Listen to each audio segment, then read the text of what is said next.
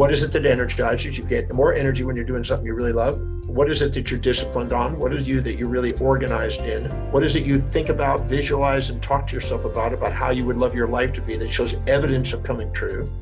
What is it that you are inspired by that brings tears to your eyes? If you look at that, it'll tell you and smack you in the eyes, in the face about what exactly is important to you, and watch how you will achieve. And your confidence will go up, and your self-worth will go up, and your ability to expand will go up.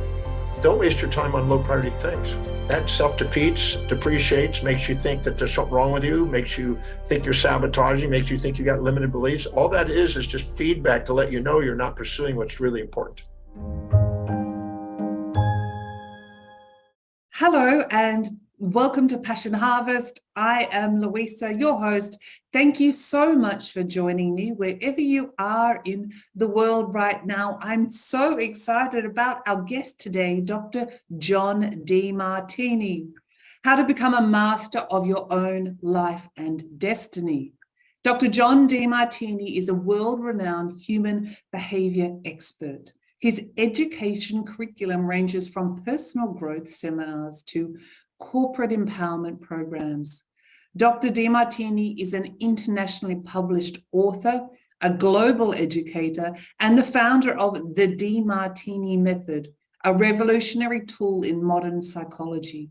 His latest book is The 7 Secrets. This is his story, and this is his passion. Dr. John Demartini, so excited to have you on the show today. Welcome to Passion Harvest. Well, thank you for having me. I'm inspired to be here. Oh my gosh, I love everything that you do. I think you're such an incredible change maker in the world. But I'd like to start with, how can we empower, big question, how can we empower and transform our lives? Well, I think the wisest thing to do for any human being is to define what it is that they want to change their life in. What exactly is it? You know, it's easy to say, I'd like to change my life, but then what? What specifically is it you want to accomplish or do differently? And then realize that you're going to make decisions according to what you value most. And because you have a hierarchy of values, if you set a goal to do something that's not really congruent with what you value most, you'll probably procrastinate, hesitate, frustrate pursuing it. So make sure that what you say you want to do really matches what's intrinsically, calling you to act on. So you're not having to be micromanaged and pushed uphill and keep incentivizing yourself to try to keep doing it. Stick to the things that are really meaningful to you and start with what you know and let what you know grow. And define what it is, and so you can put a strategy together to take the actions to do it. If you ask, what are the highest priority actions I can do today to make me one step closer to the objective I have? Every day you do that, you're one step closer. So you just keep making incremental steps towards that, and you build momentum, and then you eventually achieve what that thing is that you want that's different. But be clear about it, make sure it's really congruent. If I said that I want to be open up a cupcake manufacturing delivery service, when I don't cook and I don't drive, it's not likely to be something I'd be incentivized to do intrinsically. But if I say I want to teach, I spontaneously do that. So stick to something that's your core competence that you build momentum in, and don't try to change something that's not really important to you. Make sure it's really important. Don't just compare yourself to somebody else. Oh, I want to be like them. Envy somebody else, try to imitate them and be second at being Elvis instead of being first at being you. I just love that. And you speak so much about recognizing our values and how fundamental it is, because many people aren't happy and want a change. But it's what you're saying is it's very important to get clear on what do you want? For those, and people say to me a lot of the time, I don't have a passion, I don't know what to do. But what's your advice to recognize what our values are and what we want? Well, I've been doing value determinations for 45 years. And I'd have to say that only one person in 45 years was completely congruent and clear and truthful. Most people will tell you what they say they want, but it's not what their life demonstrates. So I don't go by what they say, I go by what they're living. And most people don't realize that their life is demonstrating their values. So if you look very carefully at how they fill their space, what do they fill their space with? Things that are important to them, they keep around them, and things that aren't, they push them away. Your personal and intimate space and your proxemics give you an indication of what's valuable to you. I'm sitting in front of my computer. I'm a foot and a half away. That's my intimate space. I live on that computer all day long. So obviously the computer is important to me because it's helped me fulfill what's meaningful. So how do you fill your space? How do you spend your time?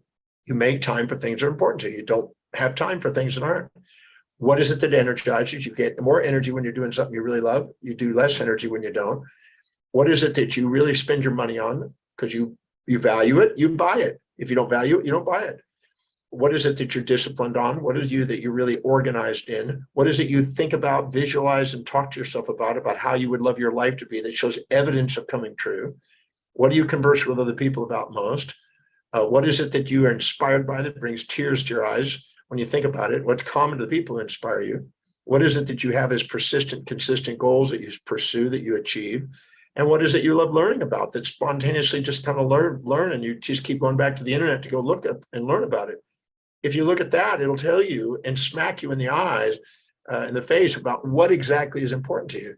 And start there. Start with what you know is truly being demonstrated as important to you, and then set structured goals towards that and watch how you will achieve. And your confidence will go up and your self-worth will go up and your ability to expand will go up. Don't waste your time on low priority things. That self-defeats, depreciates, makes you think that there's something wrong with you, makes you think you're sabotaging, makes you think you got limited beliefs. All that is just feedback to let you know you're not pursuing what's really important. Thank you. That's great. So once we clarify our values and what's really important to us, I've got two questions in relation to this, but throughout our life, values aren't always stuck, they change. Yes. Would you agree Well, with that? you know, when you're 0 to 10, you're probably going to want to play a bit. When you're 10 to 20, you're probably going to want to socialize. When you're 20 to 30, you're probably going to want to find a partner and maybe a career, some path. When you're 30 to 40 or 20, 30 to 40, you're probably going to want to, have your own business, your own family. 40 to 50, you're probably going to, jokingly, people have an affair because they go, oh my God, I didn't know myself. And then they have a change or life, what do you call a crisis, midlife crisis. And then, each decade there's something different, but there will be common core values that are pretty intrinsic that will probably be showing up throughout that whole course. And finding out what that is what the value determination process. On my website, drdemartini.com, there's a free value determination process. It's private, takes 30 minutes of the people's time. It gets a printout. You can monitor it, watch it. I encourage people to do that and do that every month or two. If they do that, we'll find out that will automatically open up the doorway of clarity of what they're wanting to do in life. That's great. So that's the best place for people to find you, your website. Yeah, the simplest thing to do is just go drdemartini.com. And I will leave a link below in the show notes for people to connect with you as well. Okay, so I found my values.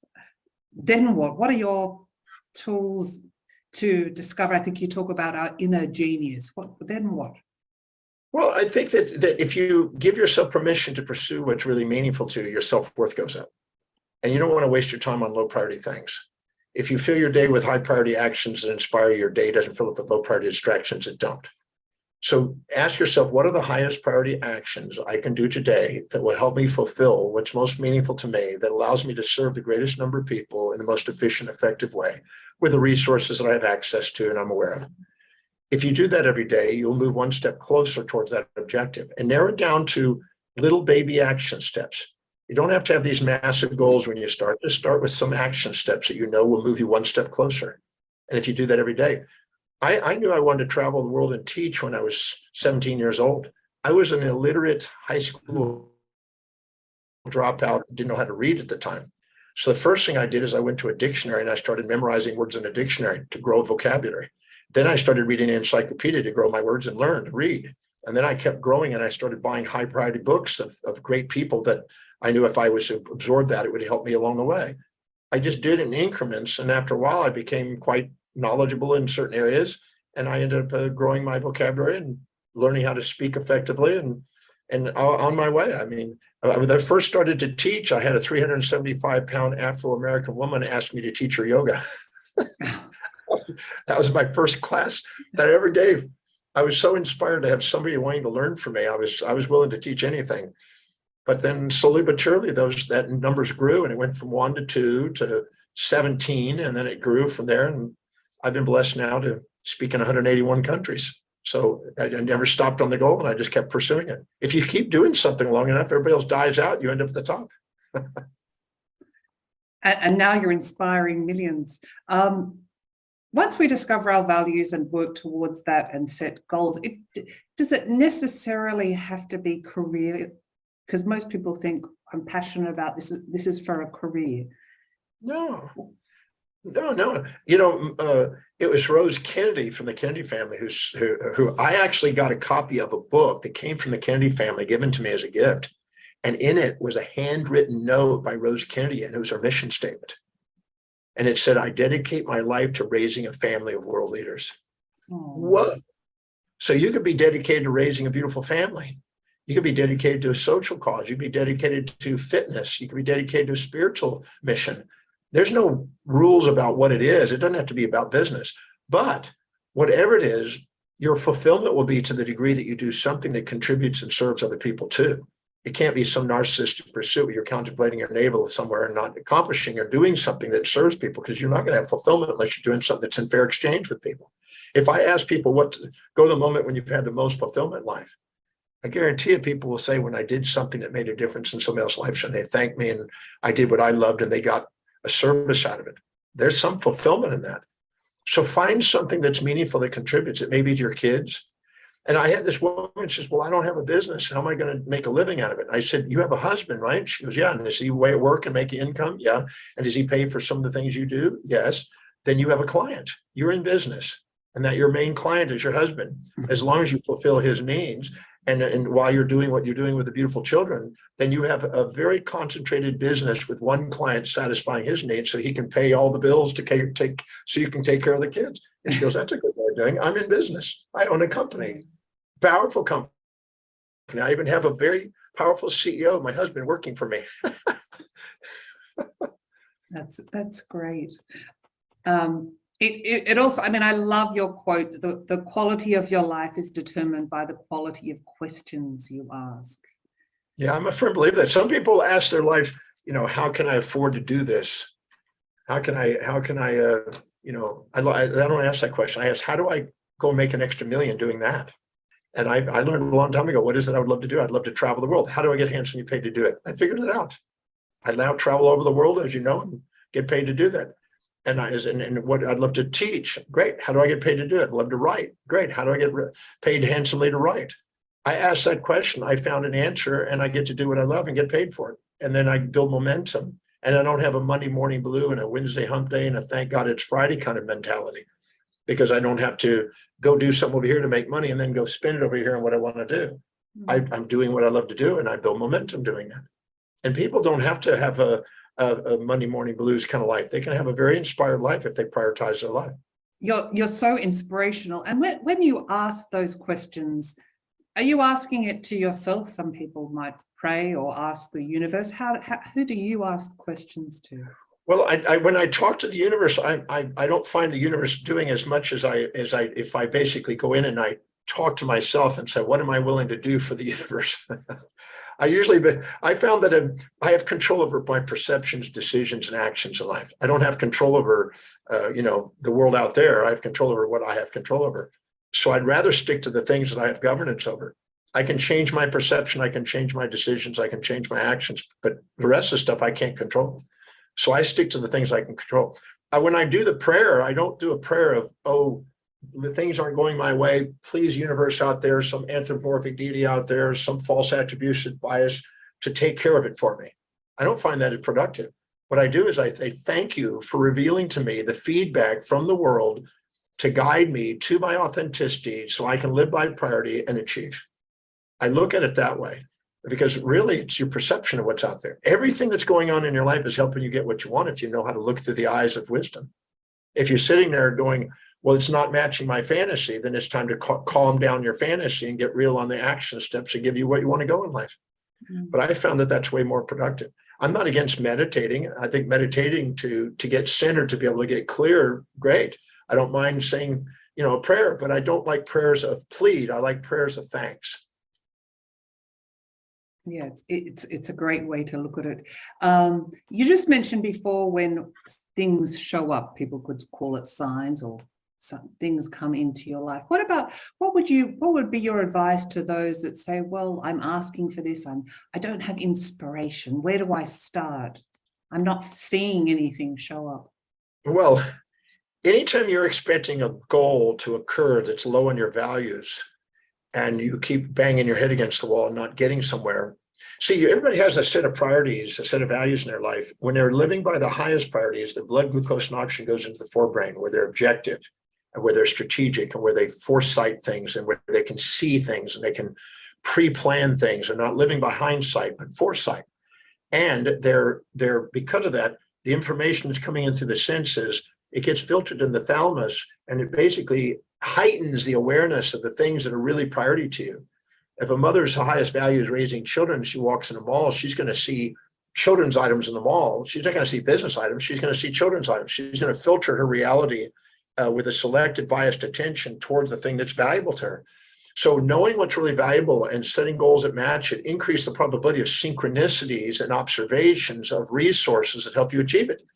But if you're setting a goal that's a fantasy, that's not really aligned with your highest values, that you admire in somebody else that's not important to you, but you think it is, but it really isn't, then you end up not having that executive center and the thalamus working on your behalf, and you don't see opportunities and you think things are in the way instead of on the way. So prioritize your life. I say that over and over again, and people sometimes bang their head against the wall until they finally learn that. But if you're not filling your day with high priority actions that inspire you, it's going to fill up with low priority distractions that don't. If you're not pursuing challenges that inspire you, you're going to keep getting challenges that don't. And so you're here to design that life and not somebody else. Nobody's going to get up in the morning and dedicate their life to your fulfillment. They're going to be dedicated to theirs. So you can't let the world on the outside dictate your destiny. You need to let the voice and the vision on the inside determine that. And that comes from living by highest priority to wake up that power of that inner voice and vision. I love that. And go to your website for those that aren't aware of their values. A big congratulations on your new book. It's fantastic. 7 Secret Treasures. Do you mind sharing a little bit about that? What are the 7 secret treasures in it? Just a summary of the book. Well, when I was 18 years old, I wanted to master my life. I watched a movie by David Carradine called Kung Fu. It's a show. Mm-hmm. And he had a Shaolin master or whatever from China that taught him, and I thought, I want to be a master. Sounded cool. So I said, what exactly is a mastered life? And so I then defined life in 7 areas. Our intellectual pursuit, creating ideas that are original, that are innovative, that create and serve people in the world. I want to create a global business. I want to create financial independence. I want to create a global family dynamic. I want to create social influence in the world. I want to create a vital body. I'm 68 and I've got more energy than most people. And I want to do something that's inspiring. And not a spiritual religious thing, but more of something that would be universal to anybody in any spiritual background. And I want to create a movement there. So I wrote it all out, and I started asking, what are the highest priority actions to make these things happen? And so the 7 Secret Treasures, the new book, is the highest priority actions that I found to help you empower those 7 areas to help you master your life. And it's based on the values that I'm talking about. So I give practical applications of how to link whatever you want to learn to your highest values so you can excel in learning, to link your jobs and actions to your highest values so you can excel in business, to make sure you have a value on wealth building so you end up buying assets, not liabilities, to make sure you communicate and respect the loved ones, to communicate in their values and not try to fix them, and to make sure that you're a leader by living congruently according to your values, to make sure that you live by your highest values where you have governance and you have less autonomic dysregulation syndrome and symptoms, which are creating feedbacks to get you back to being authentic, and to be able to be inspired by your life by living by your highest values, because what's highest on your value is where you're most spontaneously inspired to act, which is my case, teaching. So it's basically how to simply powerful ways to help you master the 7 areas of your life. It's called the 7 Secret Treasures because I think that everybody has a treasure inside and they haven't been opening up the treasure chest and letting out the gold. Mm.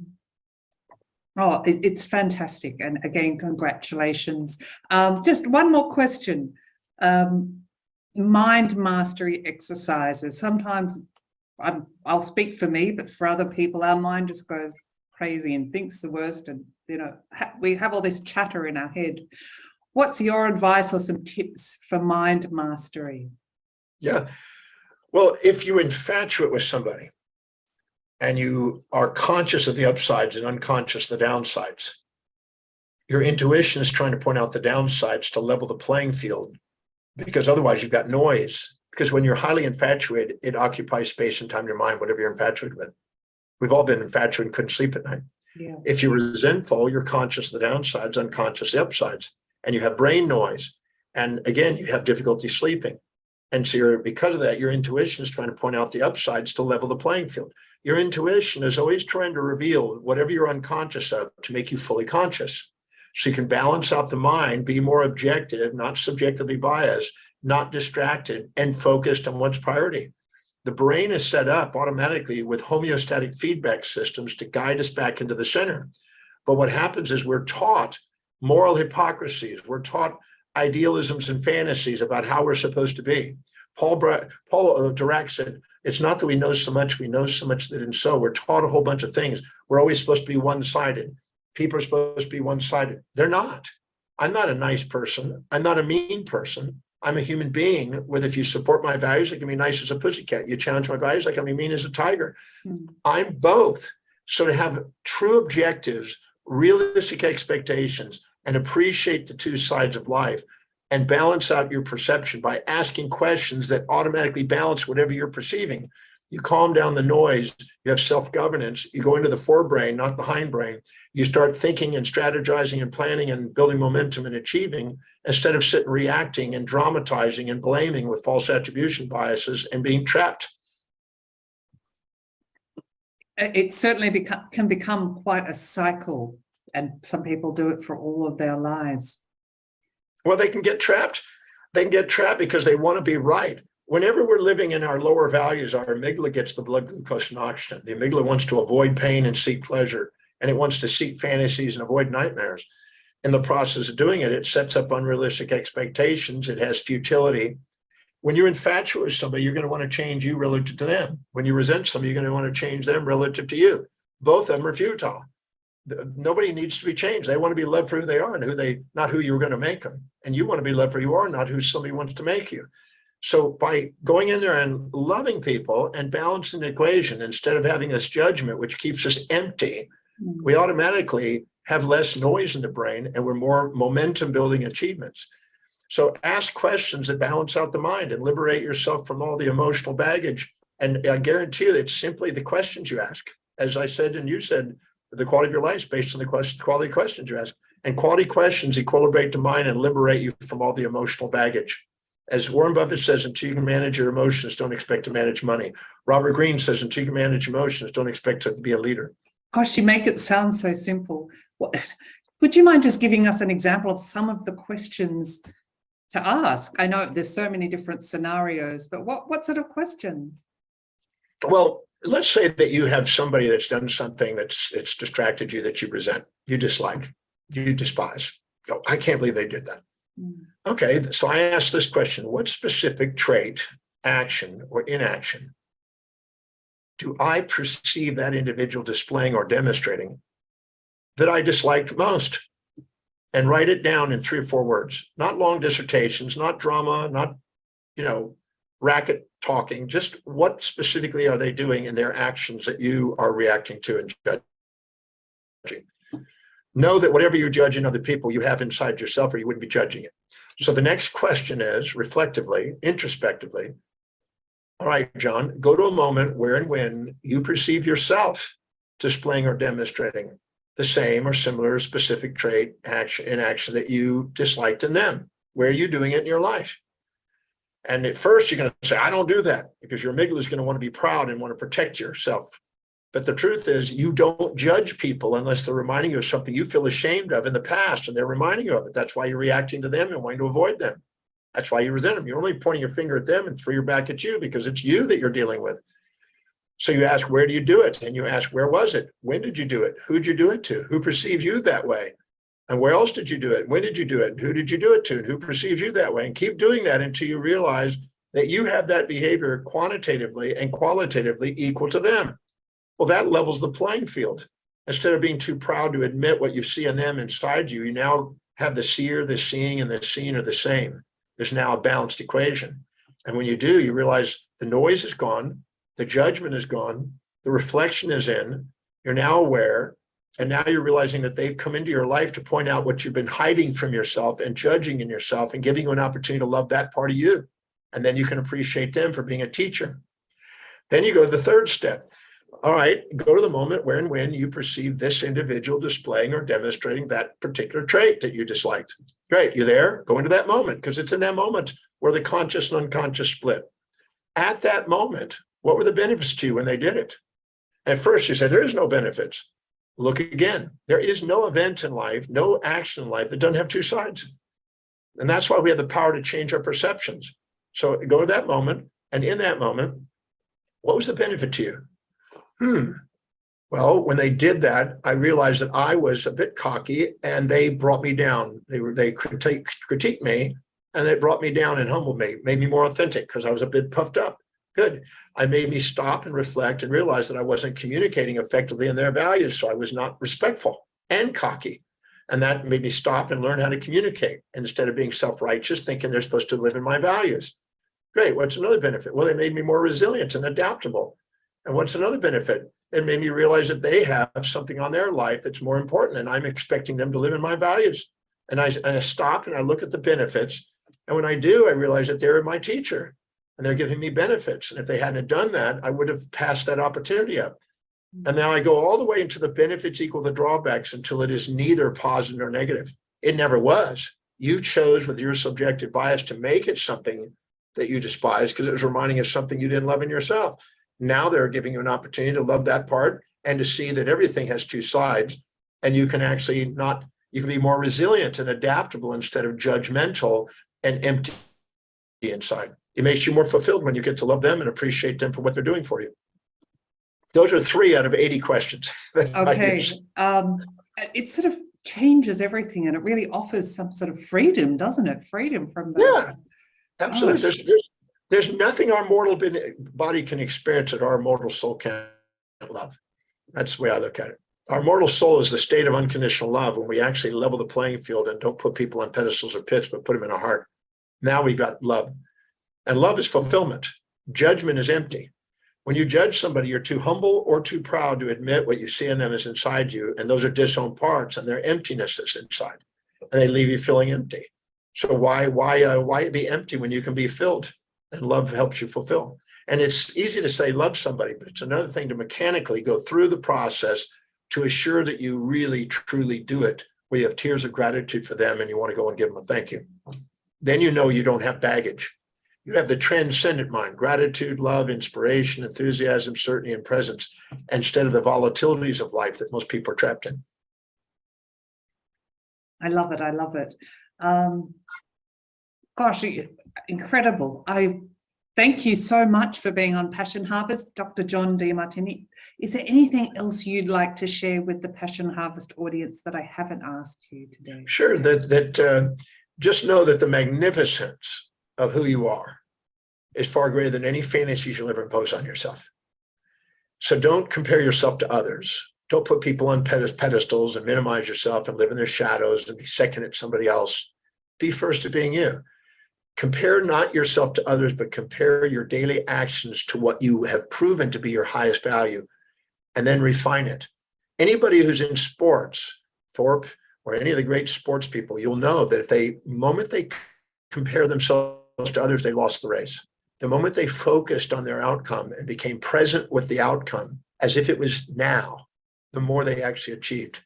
So give yourself permission to shine, not shrink, and to be authentic, not impostered, and to not compare yourself, only compare yourself to others. Just compare yourself to your own actions and your own dreams, and live as congruently according to priority as possible, and delegate all the things that devalue you so you can value so the world can. I feel like applauding. John, that was beautiful. Thank you so much for being on Passion Harvest. Thank you for having me. I really appreciate your time. So thank you so much. Thank you. Okay. Enjoy. Thank you so much. Bye-bye. Bye. Thank you.